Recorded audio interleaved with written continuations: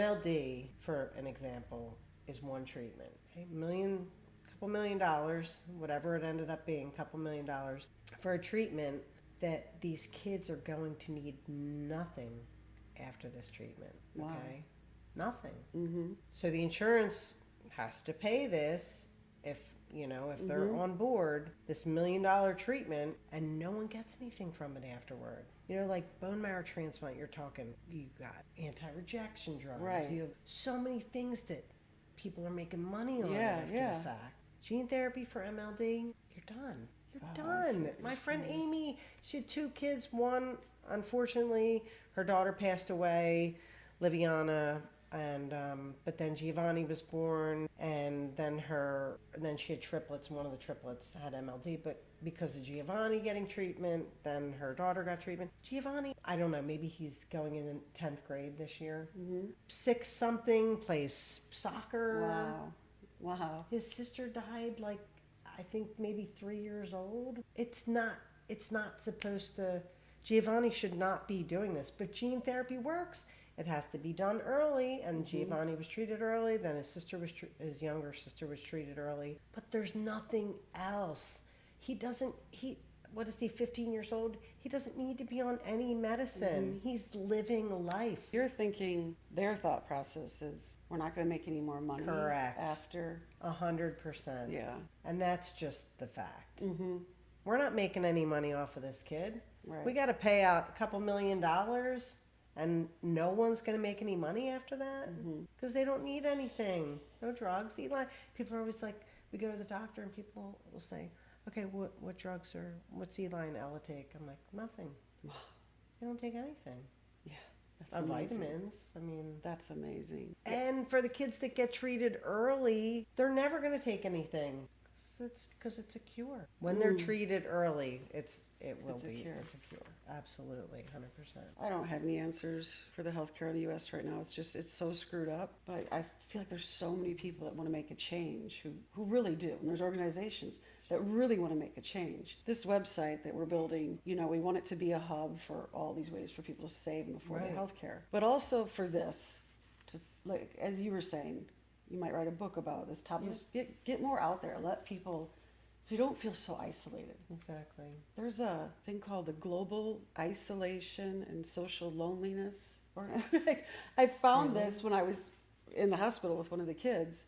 I saw it pop up on the screen. I'm like, it's this summit they have every year to try and bring people together because it is such a, like, they call it a epidemic. And that just tells you if there's that many people who are part of this summit and you need patients and caregivers, they need a place to talk about this. And Sally, it's just going to get worse. And the reason why I say that is because I see the school, I see there's so many more autistic kids. And I'm not talking autistic kids who can go out in the community and drive and do this and do that. Nonverbal autistic kids who are amazing kids who go to school with my kids, but they're going to be home with their parents, a lot of these kids, for the rest of their life, or they're going to have to live somewhere else. You know what I mean? Because it's going to be lifelong care for these children. Excuse me. That is a problem. Then you feel even more isolated. Right now, I'm trying to figure out, I don't know, what is my purpose here?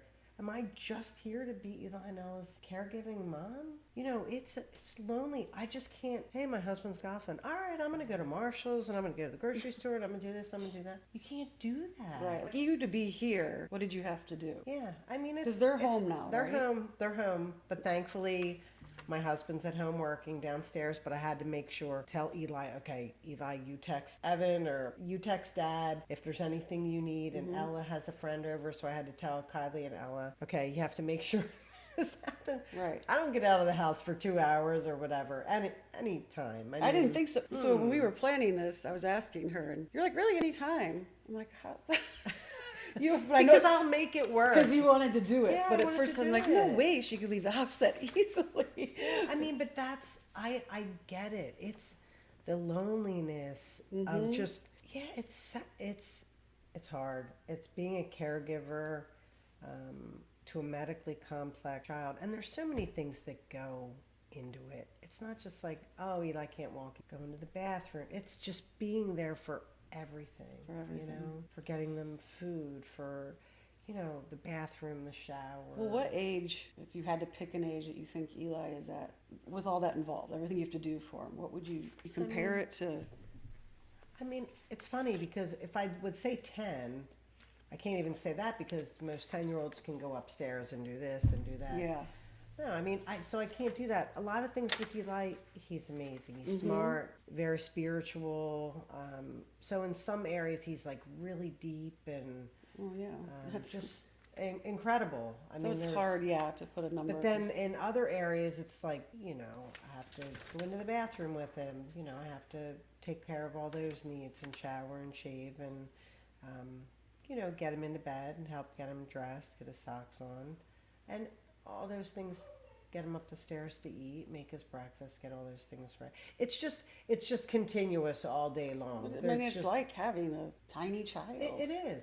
It Yeah, is. That's And why that's kind of what I was asking about the age. it is because it's, you know, you're just doing everything from feeding to the bathroom. I mean, obviously, like can pick up food and eat it himself, but you're getting it prepared Right. and. This is what I was going to ask you next, but you're describing it. What does a typical day actually look like for your family? The logistics people don't ever see, and it's everything you just mentioned. Yeah, just And, getting him out of bed every morning. The sheets are always off. It sounds crazy, and it sounds so simple and so crazy. But even for Ella, God bless her heart, we'll clean her room. It'll look immaculate. And then Really? Wow. like we'll clean it. We'll clean it. Oh, okay. I thought you said she'll clean it. I'm like, wow. No. And then the next day, the brain doesn't work properly. So she'll get out one thing and then another and then another, and then she'll want to help. And God bless her. And I try to be patient. One of the reasons why I quit drinking 5 years ago was to that's a big- build up my patience because they deserve a patient mother. Yeah. And it's one that doesn't get frustrated as much as I used to, because they can't help it. Right. And it's not their that fault. must have, I mean, I just give you so many kudos because that can't be easy whatsoever, especially having everything going on in your life to be like, Of course, you want to I'm have gonna- like let's right. have a drink and relax, have a glass Right. of wine. But I knew that I was not fully present, and they have a better mom now.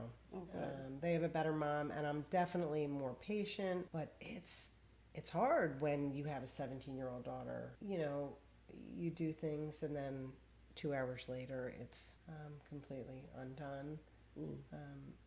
But my heart breaks for her. You Yeah. know? But it's the day-to-day is it's never ending. Yeah.